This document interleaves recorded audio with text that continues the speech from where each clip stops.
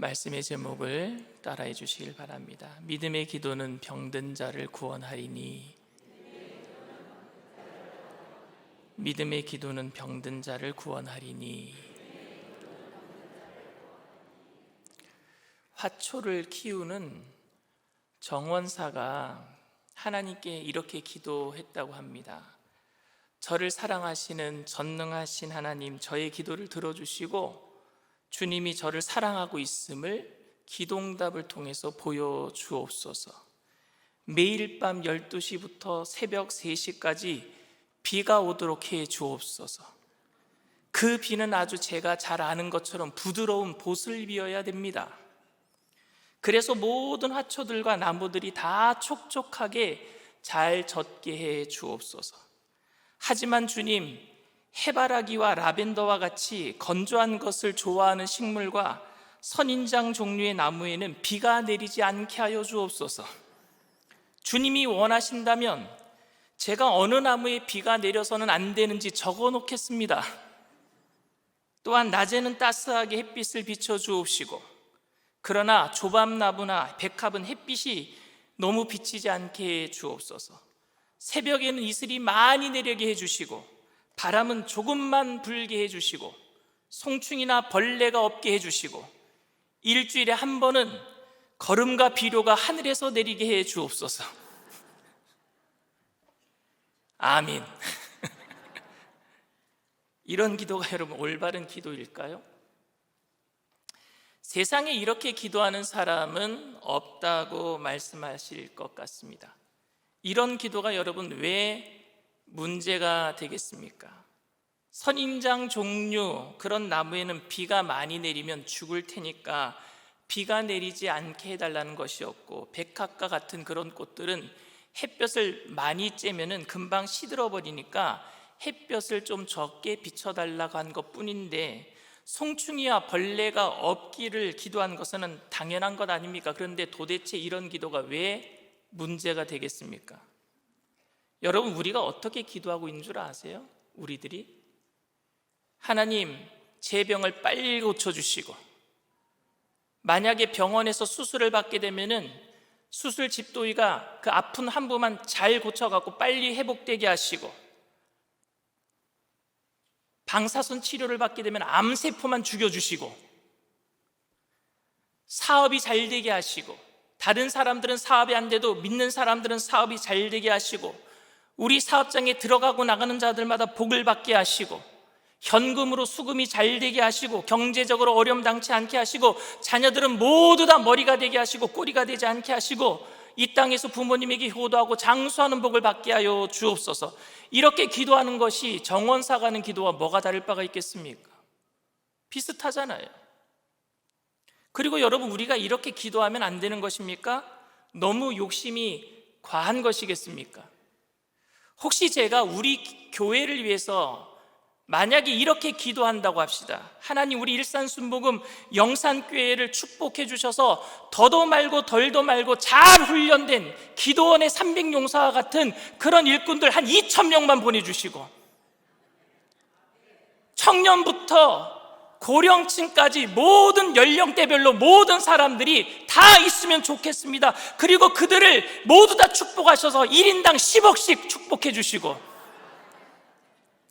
교만하지 않고, 돈이 있어도 교만하지 않고 겸손하게 순종하는 사람 되게 해주세요. 아멘.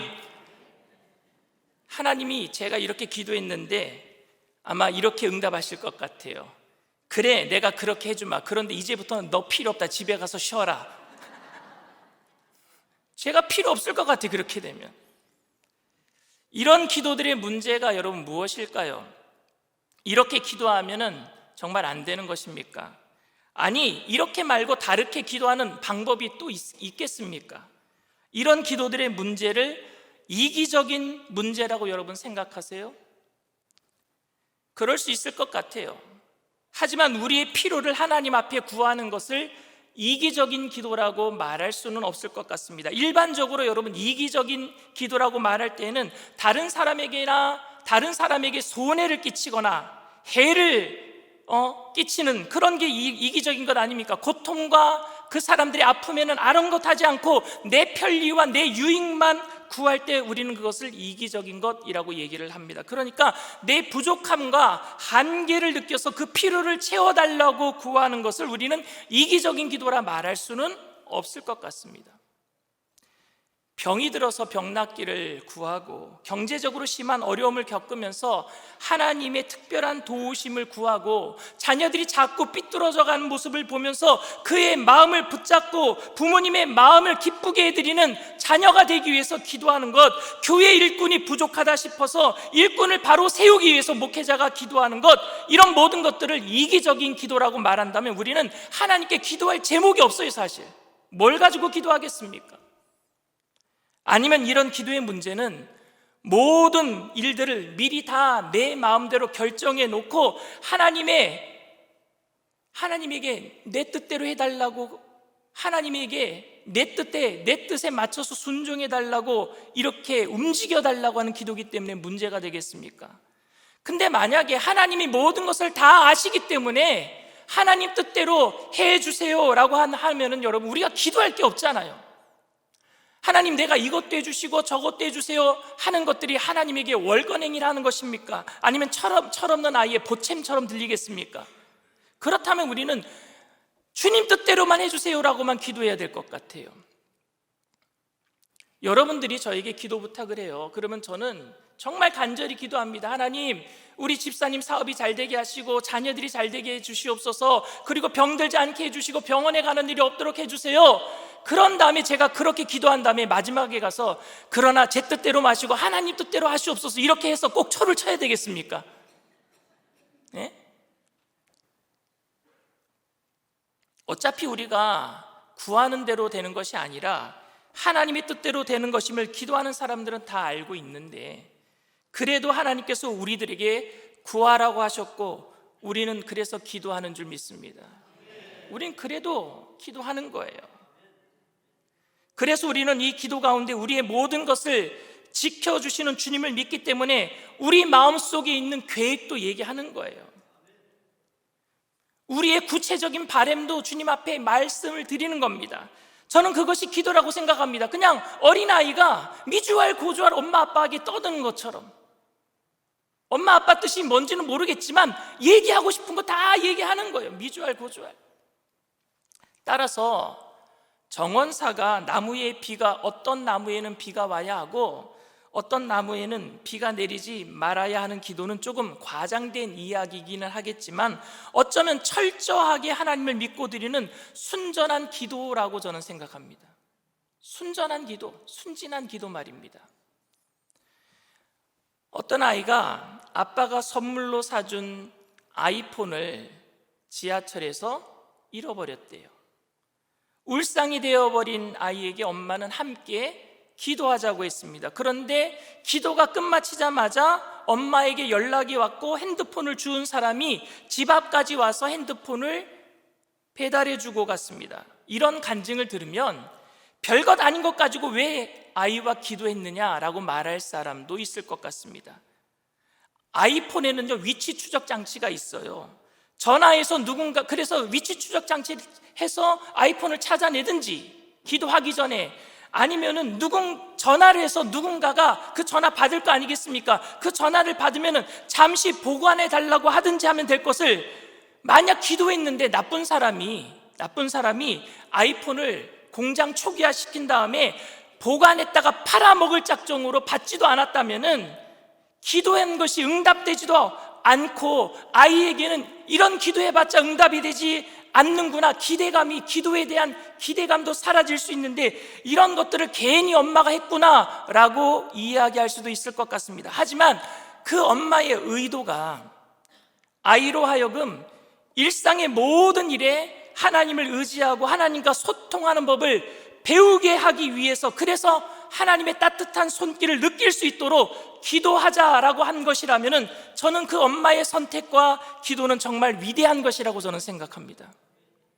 모든 일 가운데 하나님이 우리를 지키시는 분이고 하나님은 우리와 동행하시는 분이기 때문에 사소한 일조차도 하나님 앞에 기도하고 그래서 그 하나님과 소통하고 교통하고자 하는 의도가 있었다면 그 기도로 인해 하나님께서 찾아주지 않았을지라도, 아이에게 아이폰을 찾아주지 않았을지라도 하나님의 뜻에 온전히 신뢰할 수 있고 순종하는 법을 그 아이는 기도를 통해서 배우게 될 거예요.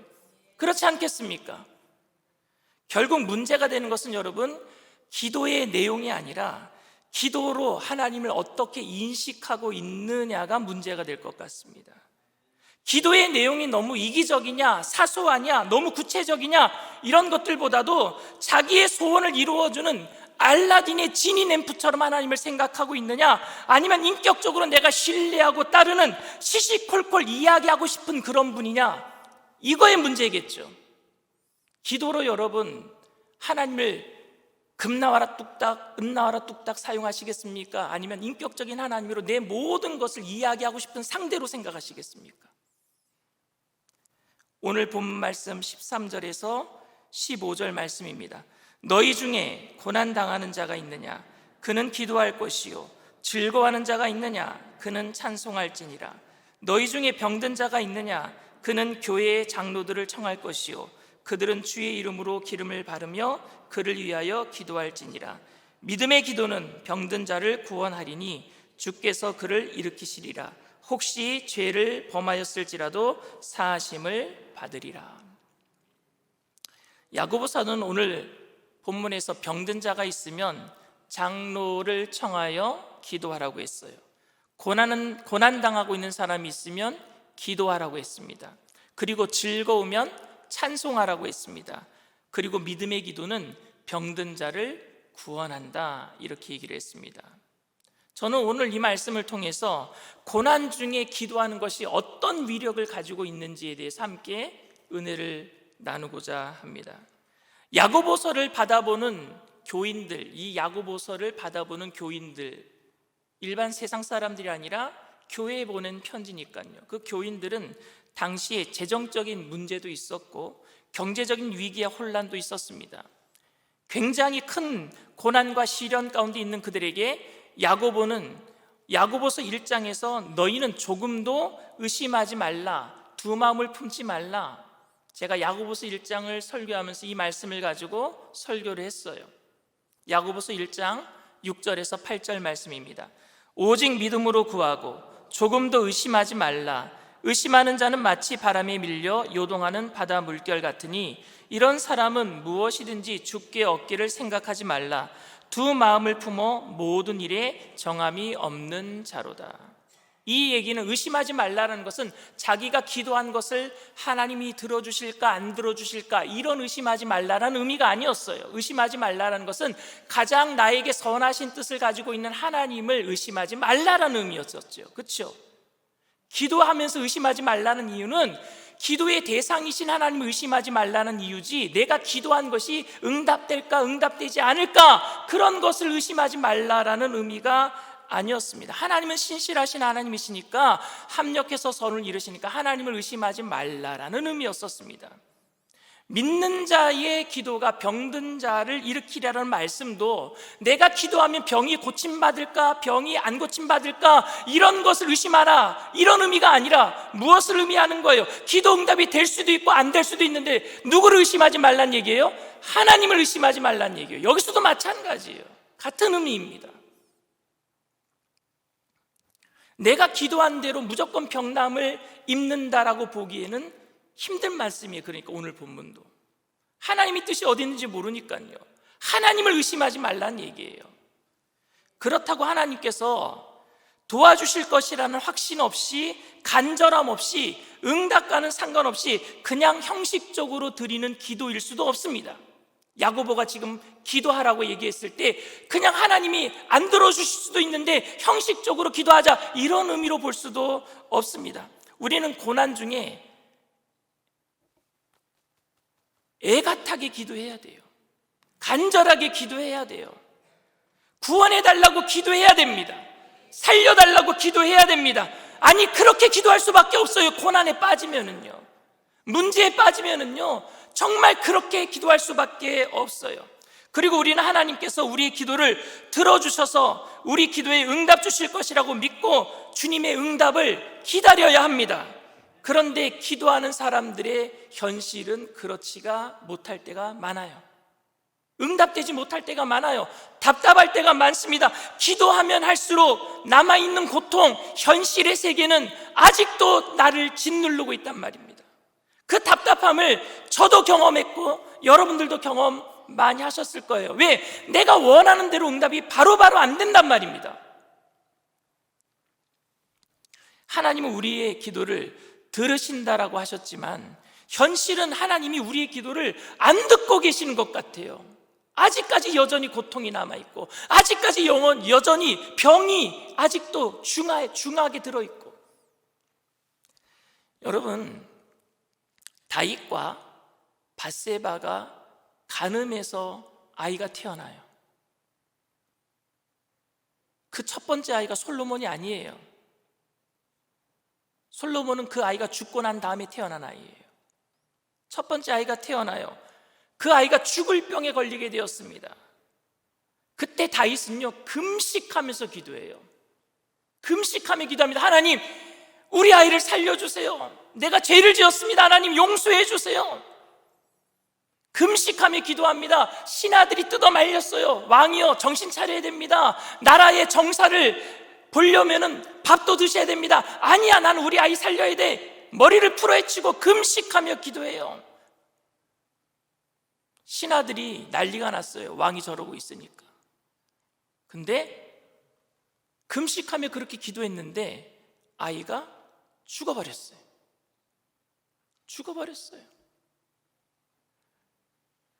아이가 죽은 것을 신하들이 알고 왕이 기도하고 있는 곳에 가서 알려줘야 되는 거예요. 신하들이 수근거리고 난리 났습니다. 이제 큰일 났다. 아이가 죽기 전에도 저렇게 금식하면서 정신을 다 그냥 정신을 하나님께 팔고 저렇게 기도하고 있는데 아이가 죽었다고 하면 아마 우리 왕 자지러질 것 같다. 난리 필 것 같다. 신하들이 수군거리면서 어쩔 수 없이 다윗 왕에게 찾아가서 아이가 죽었습니다. 알릴 수밖에 없어요. 그런데요, 이 다윗이요 벌떡 일어나서 정신을 차리고 옷을 툭툭 털어버리고 목욕을 하고 하나님 성전에 가서 제사를 드리고 음식을 내오라 그럽니다. 정신 나간 사람 같아요. 아이가 죽었다고 갑자기 확 바뀌어버렸어요. 사무엘하 12장 16절에서 20절 말씀입니다. 다윗이 그 아이를 위하여 하나님께 간구하되 다윗이 금식하고 안에 들어가서 밤새도록 땅에 엎드렸으니 그 집의 늙은 자들이 그 곁에 서서 다윗을 땅에서 일으키려 하되 왕이 듣지 아니하고 그들과 더불어 먹지도 아니하더라. 이래 만에 그 아이가 죽으니라. 그러나 다윗의 신하들이 아이가 죽은 것을 왕에게 아뢰기를 두려워하니 이는 그들이 말하기를 아이가 살았을 때에 우리가 그에게 말하여도 왕이 그 말을 듣지 아니하셨나니 어떻게 그 아이가 죽은 것을 그에게 아뢰 수 있으랴.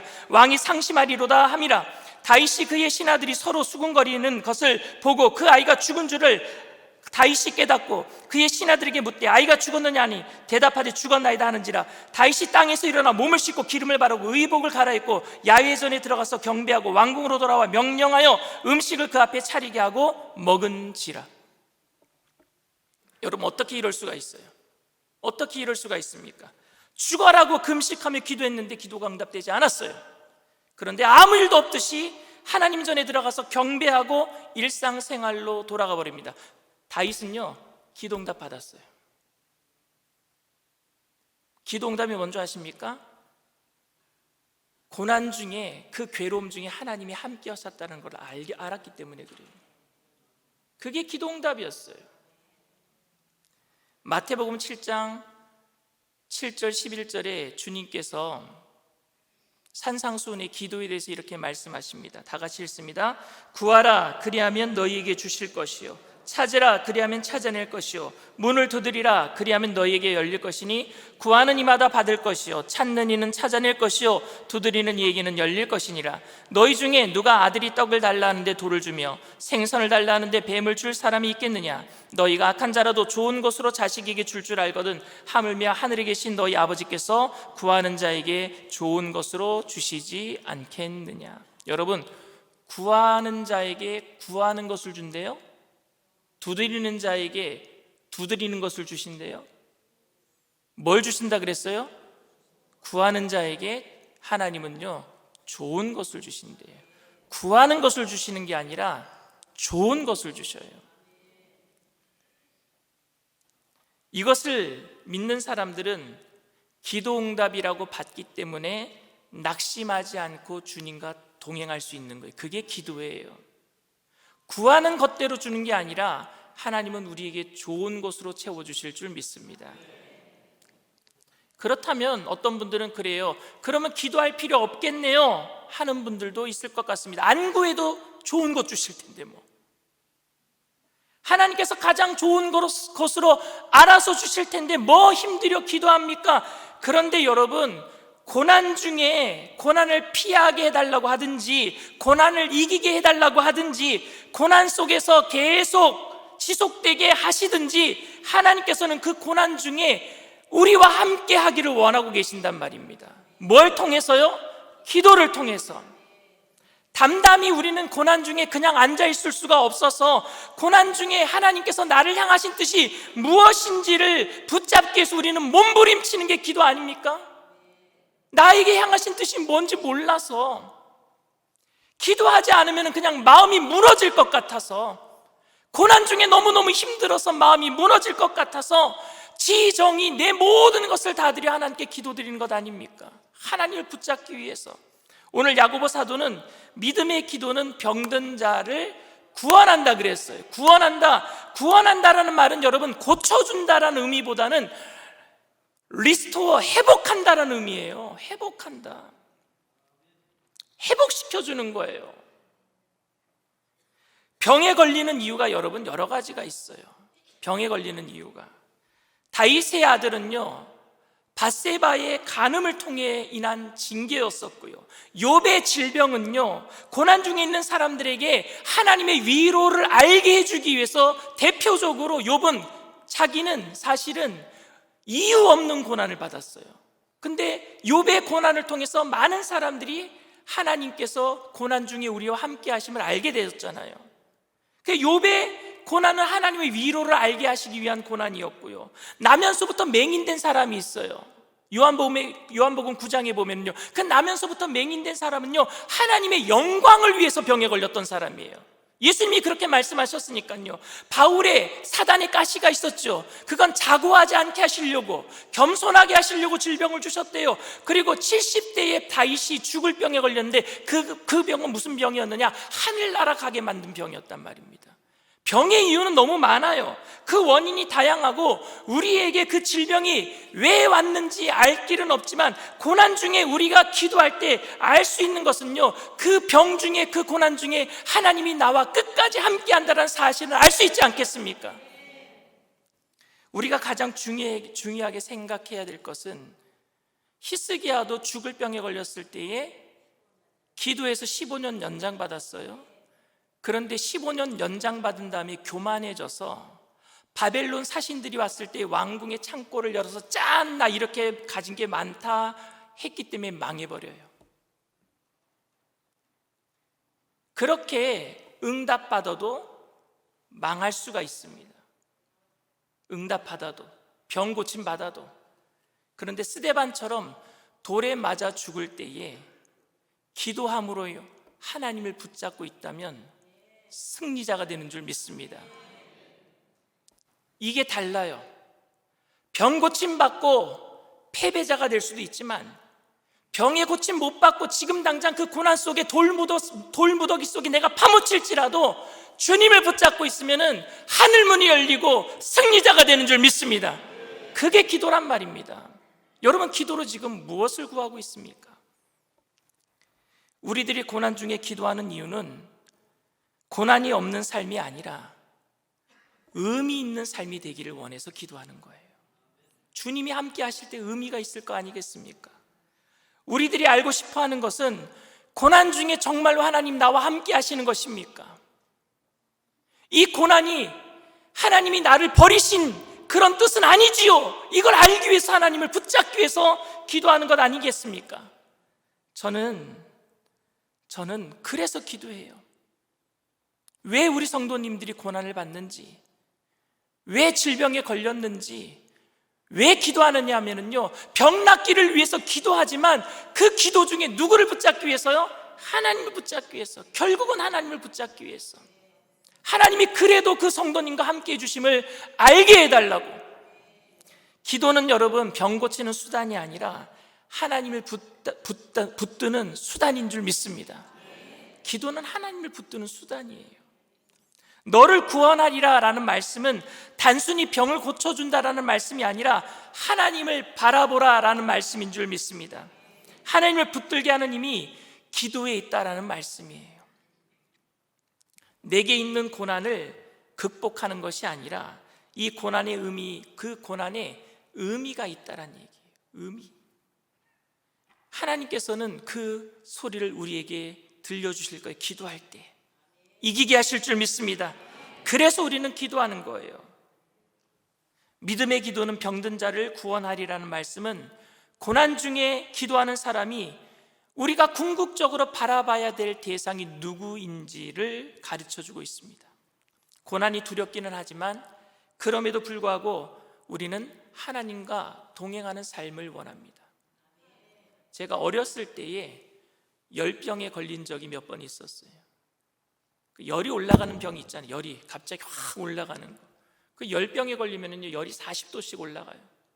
40도씩 올라가면은 그냥 가만히 방 안에 누워 있어도 이 천정이 뱅글뱅글 돌아요. 그때 막 찾아요. 누굴 찾는 줄 아십니까? 엄마를 찾아요. 왜 엄마를 찾는 줄 아십니까? 엄마가 옆에 있어 주는 것만으로도 저는 그 아픔이 반감돼요. 없으면 너무 힘이 들어요. 그 엄마가 제가 그렇게 부르짖으면요, 와서 손을 얹고 기도해줘요. 근데 아픈 건 똑같아요. 근데 엄마가 기도해주면 너무 마음이 편해져요.